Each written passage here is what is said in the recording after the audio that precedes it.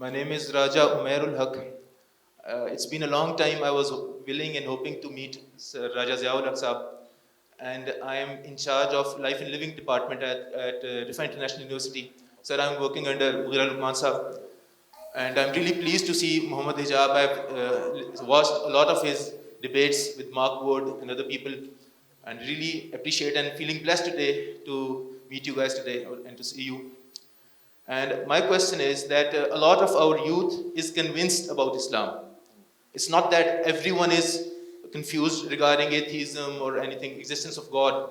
But the challenge is that the people are finding it hard to get back to the track. Once they fall into things like prohibited things in their lives, they want to come back, but they need to have some tips, some to-do list to achieve the life of sunnah, the life of consciousness. So what do you suggest to a person who wants to revert to the path of Allah subhanahu wa ta'ala, and how can we? I was actually observing that while the 60 countries, the Muslim countries, are not responding the way they should have, because we lack the strength of iman. How can our youth get back to that? This is my question. Okay. Thank you. Jazakallah khair. Alhamdulillah, I think we have dedicated our lives now to doing the same thing which you actually mentioned for the youth. And what I say to youngsters is that, because Brother Muhammad Hijab probably deals a lot with non-Muslims, but our interaction is primarily with people in Pakistan, people who are predominantly Muslims, and yes, they have lost their way somewhere. And I was one of them. I was one of them. I was someone that, was living a very different lifestyle to what I have now. I went to the UK for my bachelor's degree. Then I went to Australia for my master's degree.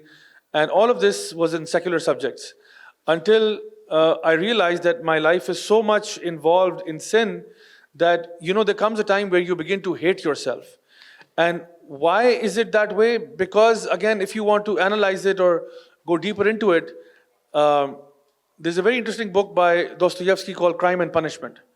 And the entire thesis of that book is that crime itself is punishment. When you do something wrong, there's something called guilt in your heart which you have to live with. You have to live with the guilt of that crime. And living with the guilt of that crime means every single day looking at yourself in the mirror and seeing what you have become. This is not how you were, but this is what you have become. And that eats away literally at your soul. So I know, for example, in my family, somebody who is a direct relative, they committed suicide at the age of 40. Someone who was extremely rich, extremely wealthy, could afford anything that life has to offer, but yet in severe forms of depression. My best friend at the age of 18 also killed himself. Someone whose lifestyle was very similar to my own.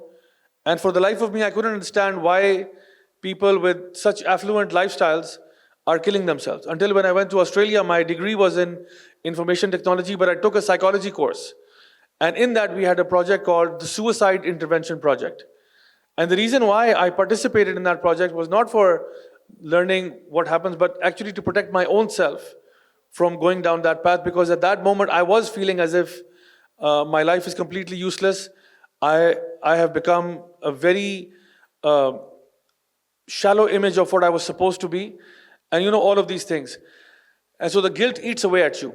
So one thing that I want to tell believing brothers and sisters who might have gone a bit on the left or right, that Allah subhanahu wa ta'ala, He says in the Quran, قُلْ يَا عِبَادِيَ الَّذِينَ أَسْرَفُوا عَلَىٰ أَنفُسِهِمْ لَا تَقْنَطُوا مِنْ رَحْمَةِ اللَّهِ إِنَّ اللَّهَ يَغْفِرُ الذُّنُوبَ جَمِيعًا. That, O my slaves who have wronged themselves by committing sins, do not despair of the mercy of Allah, because indeed Allah can forgive all sins. All sins? Yes, all sins. I mean, all sins. No matter what you have done, Allah is willing to forgive you. If you are willing to repent, Allah is willing to forgive. As a matter of fact, Allah subhanahu wa ta'ala even says that إِنَّ اللَّهَ يُحِبُّ التَّوَّابِينَ وَيُحِبُّ الْمُتَطَهِّرِينَ. Indeed, Allah loves those who repent. Allah loves the sinner who repents. And the Prophet ﷺ, he said that every son of Adam is a sinner. Every son of Adam is a sinner, but the best of them are those who repent. So we all sin. Who doesn't sin? Some people have big sins, some have small sins. Some will sin privately, some will sin publicly. Some sin accidentally, and some sin very deliberately. But we all sin. Remember that if you are willing to repent, Allah is willing to forgive. As a matter of fact, there is a hadith Qudsi where Allah subhanahu wa ta'ala mentions that even if you fill the heavens and the earth with sins, Allah can give you a forgiveness greater than that. If you were to fill the oceans with your sins, Allah can forgive you greater than that. So remember that there is always a way to go back to Allah subhanahu wa ta'ala. Allah is willing to forgive you. Allah is willing to love you. Inna Allaha yuhibbu tawabin. Allah is willing to become your friend. Allahu waliyul lazina amanu yukhrijuhum min az-zulumati ila an-nur. Allah is the friend of those who believe. Because when you sin, the Prophet ﷺ says, your iman goes away like this. So when you repent, the iman comes back. So Allah is the friend. You will become Allah's friend later. Allah becomes your friend first. Allahu waliyul lazina amanu yukhrijuhum min az-zulumati ila an-nur. Allah takes them out of the darknesses, out of the sinful life, out of the depression, out of the anxiety, and takes them to that one straight path, ila nur, in that one path of light. So Allah is willing to do all of that, and Allah is even willing to change all of your bad deeds into good deeds. So Allah is willing to forgive you, Allah is willing to become your friend, Allah is willing to love you, Allah is even willing to turn your bad deeds into good deeds. The only question remains, are you willing to repent or not? If you can do it, believe me, it's done. I will conclude with a small anecdote. My own teacher, Dr. Fahad Ali, he's in Islamabad, he's a big alim of the deen, and he's a lovely man, he's a wonderful man. He's one of the best people, I would say, right now on the planet. I mean, this is my assessment of him. A person came to him and he said, Sheikh Saab, Maulana Saab, I have a question. He said, what's the question? He said, how will I know that Allah has forgiven me? Good question, right? He said, how will I know that Allah has forgiven me? What is the sign that I know that Allah has forgiven me? And the Sheikh Saab unexpectedly became angry. And I thought, this is not a question to get angry. If he would have asked me, I would have given him maybe some signs. But Sheikh Saab handled it in a very different way. And he said, do you not believe in Allah?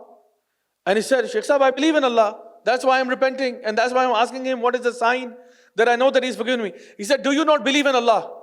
He said, I believe in Allah. He said, do you not believe in the word of Allah? He said, I believe in the word of Allah. He said, now when Allah has said in the Quran, قُلْ يَا عِبَادِيَ الَّذِينَ أَسْرَفُوا عَلَىٰ أَنفُسِهِمْ لَا تَقْنَطُوا مِنْ رَحْمَةِ اللَّهِ إِنَّ اللَّهَ يَغْفِرُ الذُّنُوبَ جَمِيعًا, that Allah forgives all sins. After this, Allah is saying, I forgive all sins. Now what sign are you looking for? After the Quran has been revealed and Allah is telling you Himself, He will forgive you no matter how big the sin. What type of sign are you looking for? Are you waiting for Jibreel to come down and give you a certificate that Allah has forgiven you? Are you willing for the ocean to part ways and show you something coming out of that saying that yes, so and so, son of so and so or daughter of so and so, you have been forgiven by Allah? What sign are you looking for after the sign has come already to you? Allahu Akbar, that was a very powerful thing. And now if anybody asks me this question, I give them the same reply. So I hope that helps to understand that you can turn back. Don't ever think like I thought to myself at one point, that no matter how much I repent, I've sinned so much, Allah can never forgive me. I've gone too much ahead in my sinful life to actually turn back. You have never gone far enough. You have never gone far enough. You know of the hadith of the person who killed 100 people and Allah even forgave him. So I'm sure you haven't killed 100 people, guys. Eloquent of you. Thank you for this.